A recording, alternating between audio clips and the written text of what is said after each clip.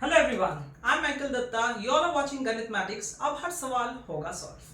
Now today we are going to discuss a topic of class 8 and the topic is direct and inverse variation. Now generally when we discuss this topic, many of you face difficulty in understanding that the question that is given to us is a question of direct variation or is it a question of inverse variation. Now how to understand it, how to analyze the given question and then how to solve it. All of these things we are going to discuss in this video. So do watch it till the end. Okay. So let's start with the basic understanding that what is the basic difference between direct and inverse variation. Okay.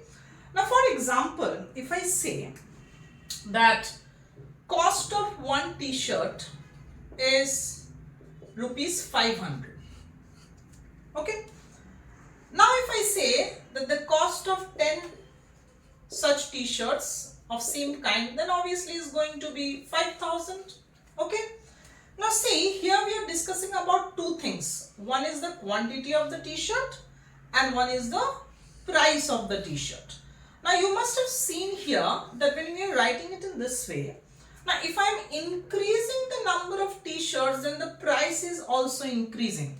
So whenever we are having a discussion in which out of the two parameters, if one parameter increases, the other also increases, then that is called basically the direct relation or the direct variation. Okay, right? Now let me give you all one more example. Now if I say that I've assigned a work and say 3 people are going to finish that work in one day. Okay.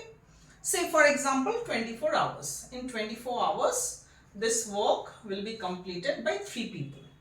Now if I increase the number of people, say now let me say 6 people, then obviously since the number of people is doubled, then the time will be completed in less number of hours. It should be completed in 12 hours then by that logic.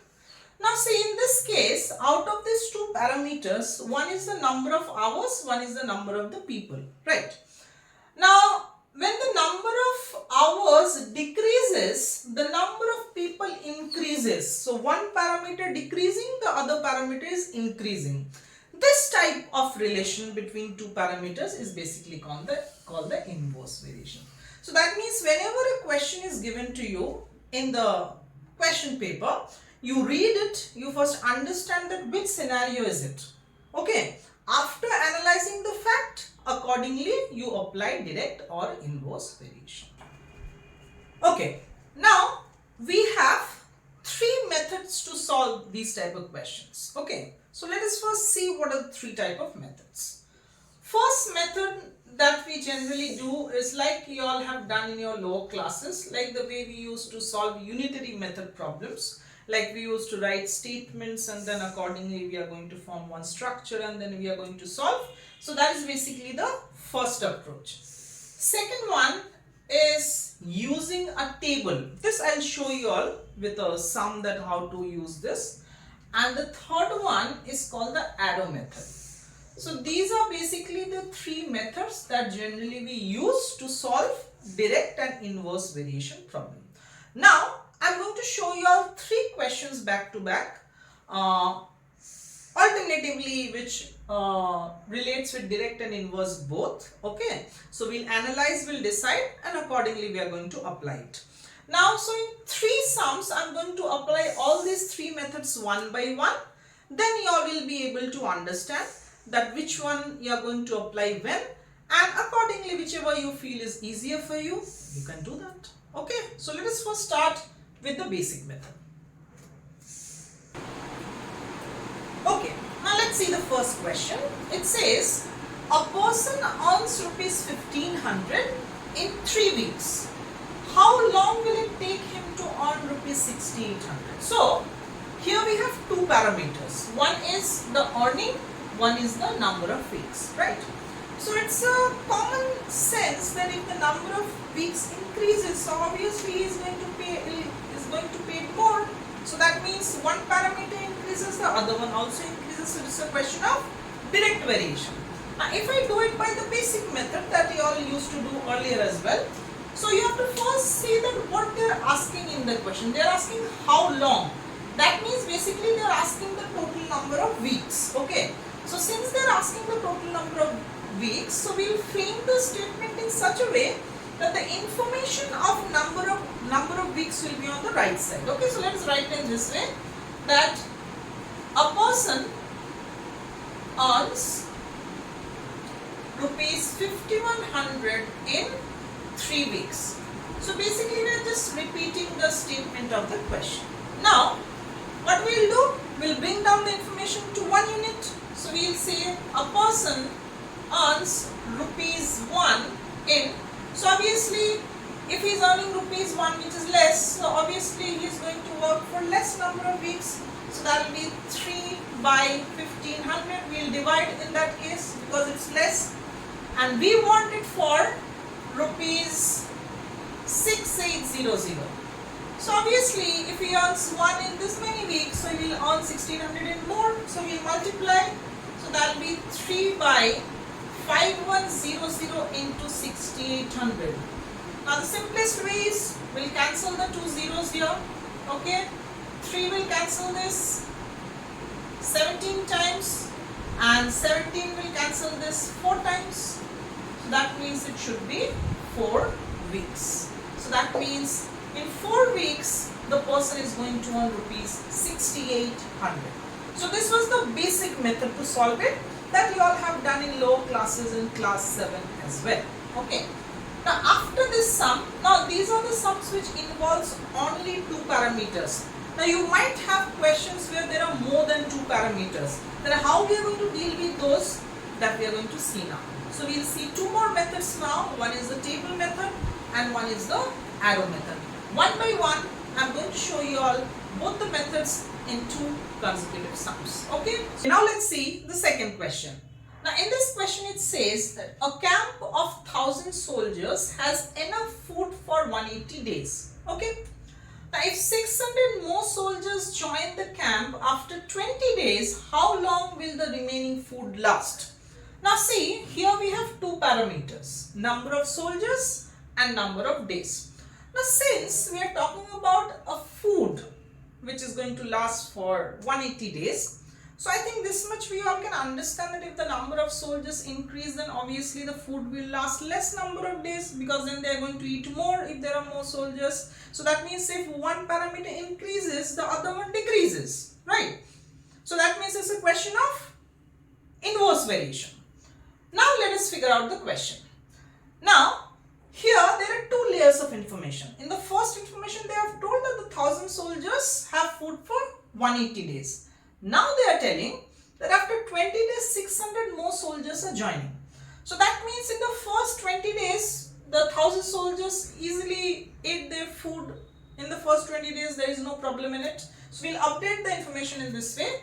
So this is the table method that we are going to do now. In table method we make a table like this. We write the 2 parameters. First is the number of soldiers here. Okay. And the second is the number of days.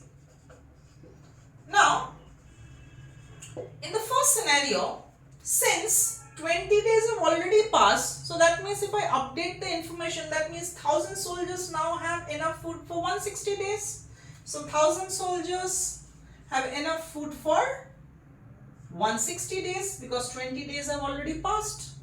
Now 600 more soldiers are joining. So earlier it is 1000, now 600 more. So the total number of soldiers will become how much then? 1600. Then we need to find the number of days for which the food will last. So this we don't know. So whatever is the unknown, we'll assume it as some variable. So say x. Okay, no problem. Now, in this case, whenever we are doing a table method, so the information that we are writing along the columns, the information of the parameters. So if it's a direct variation, in that case, we'll divide them. Okay.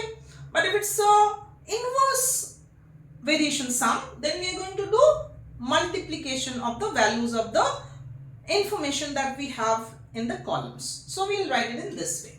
So we'll multiply these two. So we'll say 1000 into 160 is equal to 1600 into x. Understood? So each of the parameter values along the columns we are multiply, and since there are two separate columns, so we'll equate them. Okay. Now my target is to find x, so we'll find x from there. So x will be how much then? It will be 1000 into 160 by 1600. So we'll cancel. So that means x is becoming how much? 100. So that means now 1600 soldiers, for them the food will last for 100 days. So that is how we can do easily with the help of table. Now let's come to the third question. Now let's read this question. It says, if the wages of 9 laborers for 5 days are rupees 6300, find the wages for 15 laborers for 4 days. Okay. Now if you observe the question, then you'll understand that here we have 3 parameters involved. And whenever we have a question where we have more than 2 parameters, it is advised that you should always use the arrow method, because with arrow method becomes very simple. Okay, so let me show you all how we are going to apply the arrow method in this case. So what you will do is, since there are 3 parameters, so make 3 columns here. Okay, and let us write them one by one. So the first one is the number of laborers. Achha, first see what they are asking. Whatever they will ask, you keep that the rightmost column. So since they are asking the wages, so you will keep wages at the rightmost column. Okay, and the other 2 can be in any order, that doesn't matter. So number of laborers, and this is number of days. Okay. Now let us read the first line and write the information one by one. So 9 laborers for 5 days earning 6300. Okay. And the second line, 15 laborers working for 4 days will get how much? That is what we have to find. We'll assume the unknown as x. Okay. Now for the rightmost column, what you start with is just draw a downward column like this for the rightmost column. Now see the number of days. Now for both of these parameters, individually we have to see that what kind of relation they have with the wages. Is it a direct relation or it's an inverse relation? Now number of days and wages. Obviously if the number of days increases, wages will increase. So that means it's a direct relation. So that's why the arrow will be in the same direction for the number of days. Since they are in the same they are following the same order, like they are following the same variation, they are in direct variation, that's why the direction of the arrow will be the same. Now for the third one, the number of laborers and the wages. Now if the number of laborers increase, then the wages will increase, correct? So that's why this also will be downwards. So now we'll write the relation in this way. The rightmost column that we have, we'll first write them, we'll take the information that we have in the column of wages and we'll just divide them in this way. The rule is arrow head by arrow tail. That's the rule. I write it here. So we should always take the arrow head value first and then we'll divide that by arrow tail. Now in this case, the arrow head is x, so we'll write that first. Divided by arrow tail is 6300. So that will be the left hand side of the equation. Okay. Now the right hand side. Now move on to the next column. Same rule we'll follow. Arrow head, which is 4, by arrow tail, which is 5, into, now the third one. Arrow head 15, arrow tail 9. Now so x will be how much then? 6300 will be cross multiplied to that side. So it will come here. We can cancel now. 9 will cancel this. 700 times. 5 will cancel this. 140 times, and we will just simply multiply. 15 into 4 is 60 and 60 into we have 140. So that 140 will take. So the answer will be 8400. So that means the wages of 15 laborers for 4 days is rupees 8400. So that is how you all can apply the direct and inverse variation concept using these three methods. And but it's not mandatory that in every question you have to go for like all the methods, or is a particular type of sum you have to apply that method only. It's not like that. So you analyze the sum, then accordingly you see that which method will be more opt for that situation and you apply accordingly. Okay.